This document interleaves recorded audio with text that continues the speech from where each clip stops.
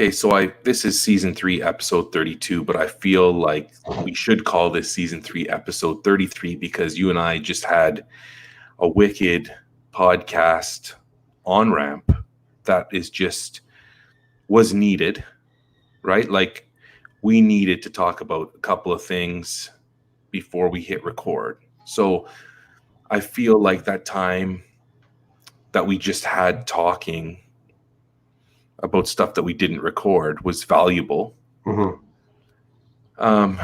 And it's got me thinking, it's kind of propelled my thinking into a different place around the same theme of what we were talking about. So this is what I want to hit you with. And I'm going to call this an express episode because according to my clock, we're only going to be on for another 19 minutes before I shut this thing down. So this is the curbside episode. Okay, curbside. Is that what we're going to call the quick ones? If I could, yeah, I love that. Perfect. The curbside. This is like the story you told me about going to the Lank, driving up. You pop your trunk.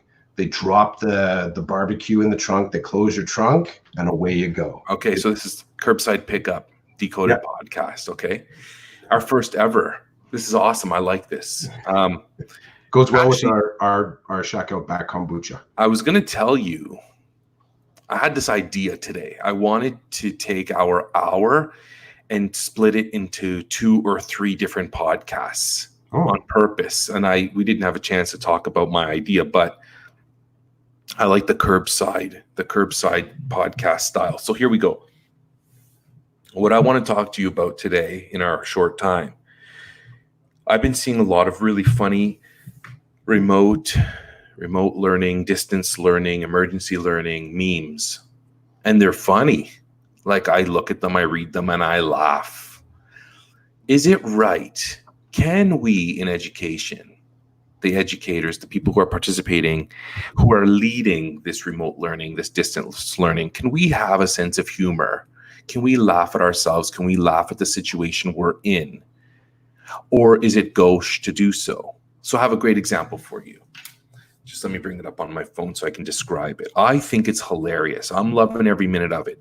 I'm going to answer my own question and tell you that I don't think that me enjoying the jokes is taking away from my professionalism. I think if you got to look at my life. I've got my real life that happens all around me every day, and my teaching life where every morning I wake up and I post work for my students and I communicate with my students throughout the day and I give them feedback on the work that they hand in. And I've been doing that over and over and over again. I think it's at 32 or 33 actual legit days of me leading them. But there's also my Facebook, there's my Twitter, and people are sharing funny things. So there's this picture, and it's these 2 guys building a brick wall, and the bricks are like all wonky and all over the place. And it says underneath it says, teachers continuing with online learning, even though only 2 kids are working, the grades don't matter, and nobody cares. And when you look at the picture, I'll show you the picture. That's the picture. And the bricks are they're not straight anymore. They're in there, and the wall is going to be built. And the wall is going to be sturdy, but it's certainly not being built in a way that most normal people would build a brick wall. Is it okay for us to laugh at these things and to enjoy them? Even though on the flip side, we are, okay. So there is some truth to that joke. Some days I only have a few people kind of show up, so to speak. And I do care about my kids learning, but it's kind of weird. Like there are no grades. It's all just feedback. And it seems like in my case, school's taken a back seat for some of these people. I'm enjoying the jokes. I'm enjoying the laughs because in my world, I can separate the two. What I do professionally is professional, and what I do for fun is fun. I'd love to hear your thoughts on that. I think I'm observing it in a different way. So one of the layers that I was curious about with COVID response, and not just within education, but just the general COVID response, is that I was from the moment that we went. So I have no background to kind of like fully explain this. So for anyone that's not watching the feed, I'm kind of using my hands to show a curve. The whole thing about flattening the curve, to me, this is what my brain did when I really started thinking about flattening the curve, is that I looked at the curve, not just it related to COVID cases, but I looked at it as well as like social emotional response curve. And that the idea or the concept of flattening the curve was also suggestive of bringing down the emotionality of it.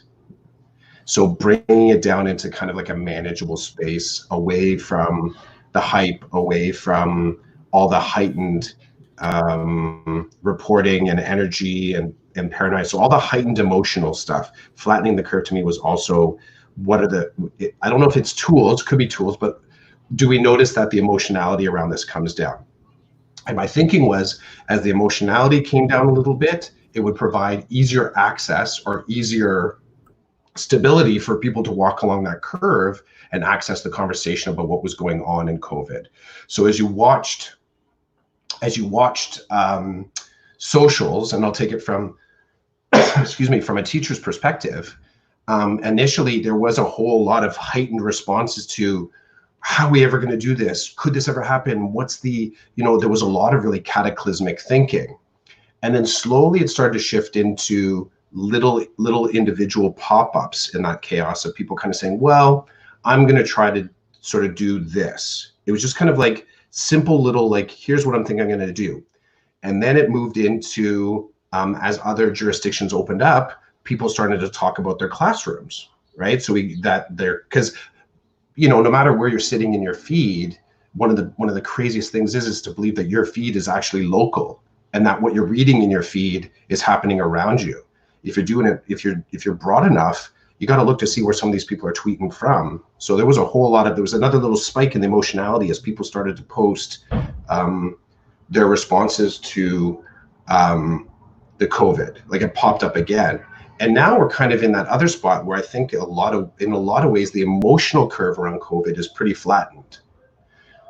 People are openly talking about their lesson planning. They're also talking about the connection with kids. They're also talking about equity. Like, there's a whole broad range of topics that I think could only happen once we kind of got to, you can either say the other side of the curve, or when it got flat enough for more people to be able to kind of move it along it comfortably. In the beginning, it was just the people that were sort of triggered, that were wanting to make it over the top. They're like prepared to go there because they were so over the top. As the lines came down a little bit, the emotionality came down, more people started to be able to make it over that hill. One of the things that I was thinking about in that emotional curve originally was around what happens, because I was very much kind of sticking in the compassionate response side to COVID. And I wondered to myself, because initially there were a few people that weren't just going from how are we going to do this to, well, maybe I could do a handout this way, or maybe I could do a lesson this way, which were just like bits and pieces in my feed. There were some people at the beginning, right at the beginning, on the front end of that emotional curve, saying, we just got to go back to school.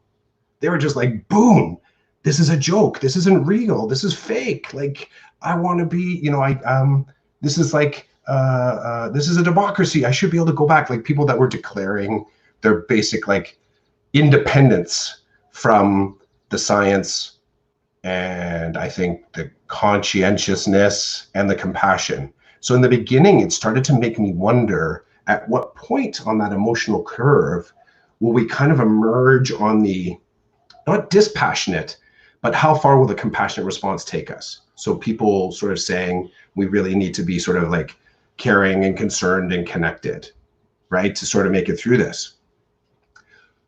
Part of what I think has happened on the other side of that emotional hill is that compassion has it's become lesser of one of the emotions in there, because there's a whole lot of other things going on.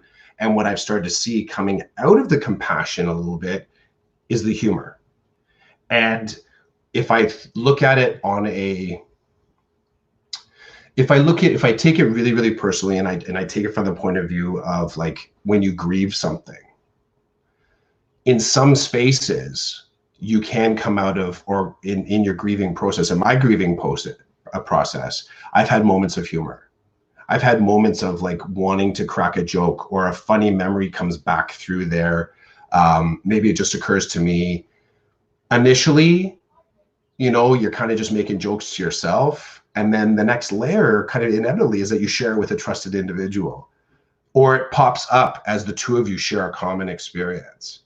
So I'm seeing the humor in really as a kind of a natural step at this point in kind of the processing and grieving curve for individuals dealing with however they feel about life, school, their reality of dealing with COVID.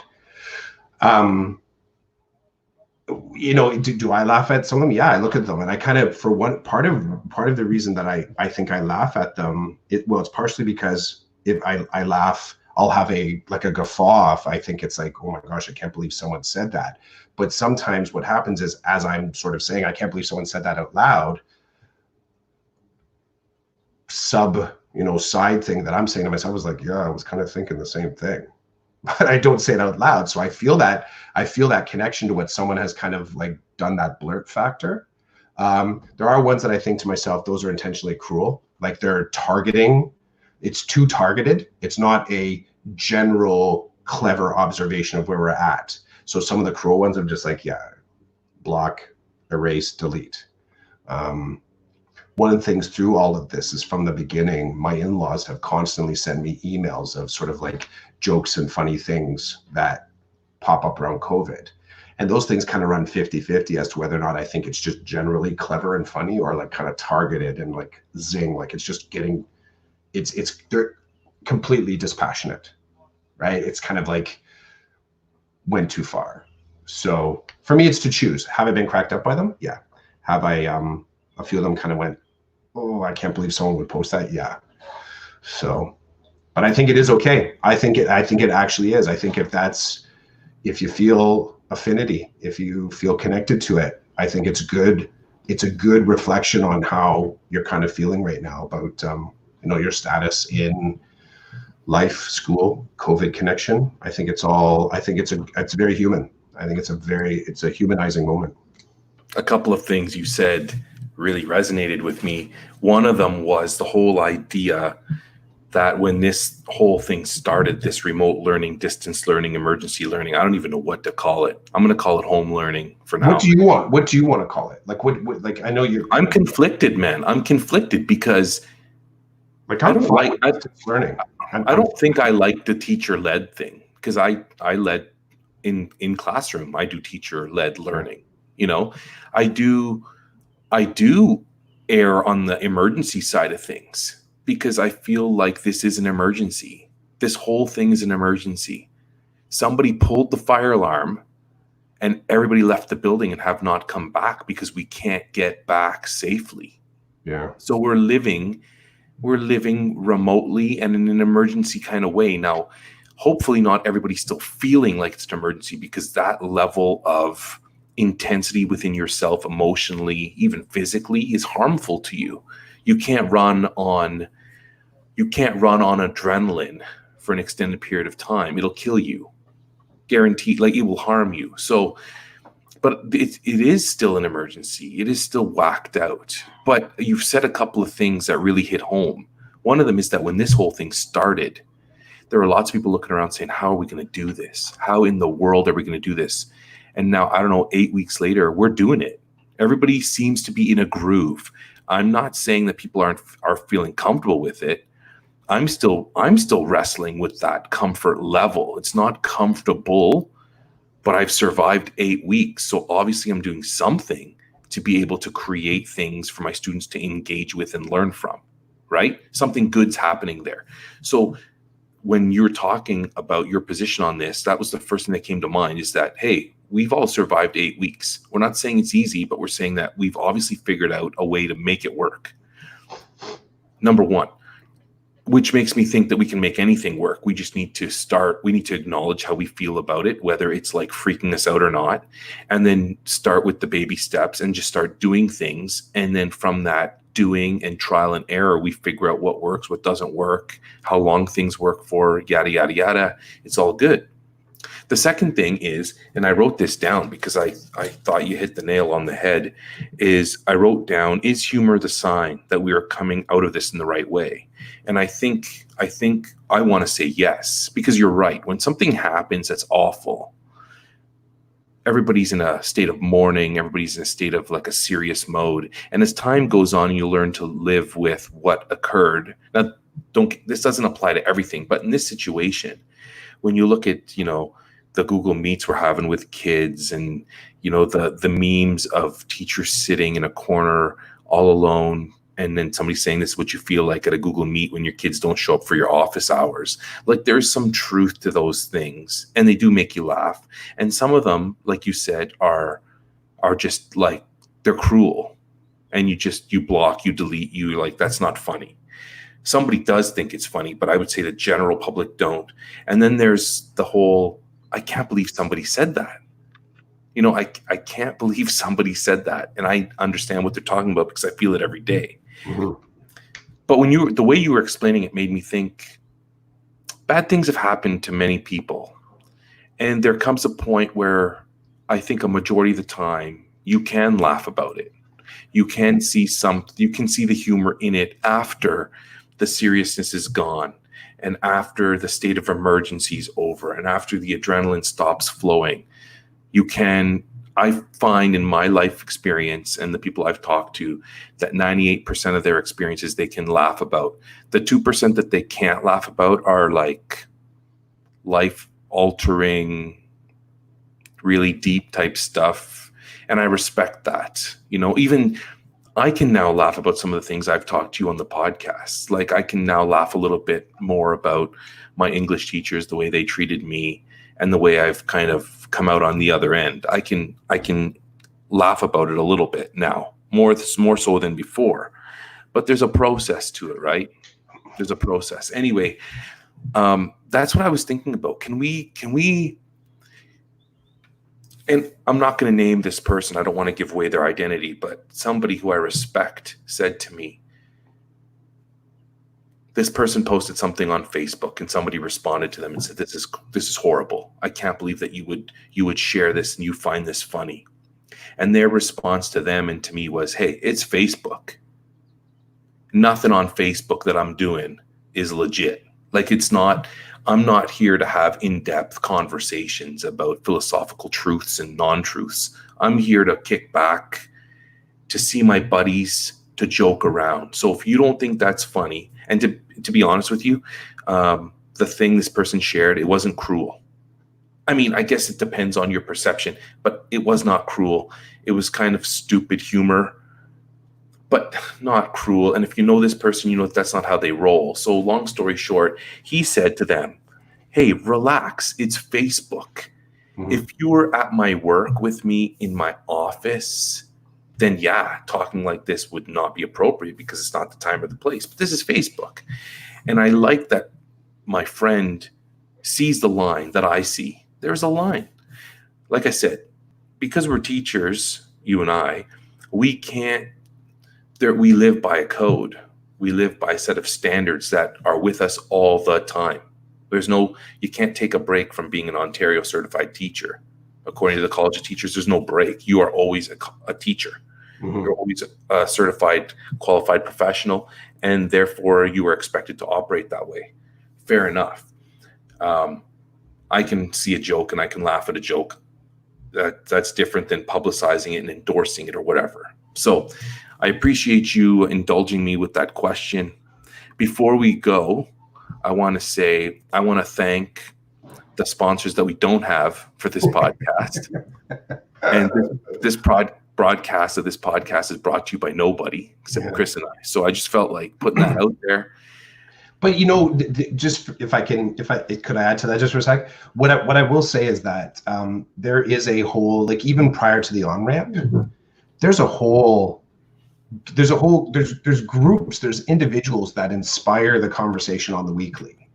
Like, it's our interactions with our Twitter feed, our Instagram feed, like the people that we meet on the street, like this all comes into it. So there is a whole sort of hidden support system here of thought sponsors that just really kind of get us kind of like ramped up for the week, right? Like, there's living that happens away from this podcast, which I hope for some people when they're listening, they're realizing, like, it's not, though it's improvised, it's fed from our weekly interactions.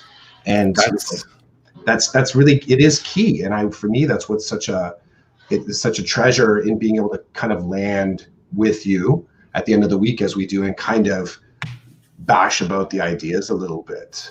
I appreciate that for sure. It's true, and I appreciate the thought fuel that comes from the conversations we have, the interactions we have all week. But there is nobody hanging anything over our head to get us to operate a certain way on this podcast. This podcast is you and I talking about our lived experience, which involves communicating with others, interacting with others, joking with others, reading things that other people have written or videos they've created. We use that to, it's thought fuel. It gives us ideas. It provides us with things to talk about, and we move from there. But there's nobody hanging anything over our head saying, I'll give you this if you do this. Yeah. And I'm appreciative of that at this point in the game. I am too. There's no